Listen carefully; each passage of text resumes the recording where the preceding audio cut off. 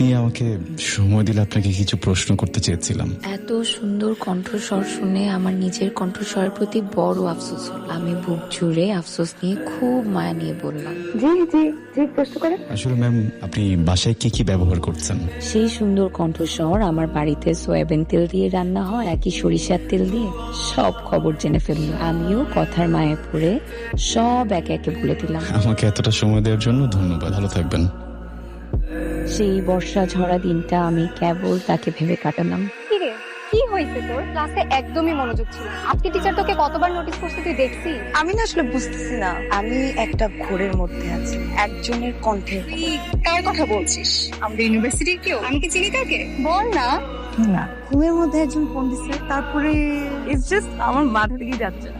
প্রায় সপ্তাহখানেক বাদে আবারও এক অপরিচিত নাম্বার থেকে ফোন এলো। হ্যালো, জি, আমি খাদ্য অধিদপ্তর থেকে বলছিলাম। আবারও কি জরিপের জন্য ফোন দিয়েছেন?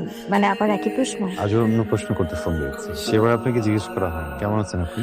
এইটা জিজ্ঞেস করতেই ফোন দিয়েছেন? ঠিক তা না, মনের ইচ্ছেটা একটু অন্যরকম, কিছুটা ভয়ঙ্কর। মনে হচ্ছে যদি বলে ফেলি বকাঝকা করবেন, তাই সাহস পাচ্ছি না। আমি না সেদিন কেন যেন আপনার নাম্বারটা ঢুকে নিয়েছিলাম, মনে হচ্ছিল একটাবার হলো আপনার সাথে কথা বলতে হবে। আচ্ছা, আমি আপনাকে বিরক্ত করছি না তো? না তো, বিরক্ত হচ্ছি না তো। আমি যদি আপনাকে আরো একটু বিরক্ত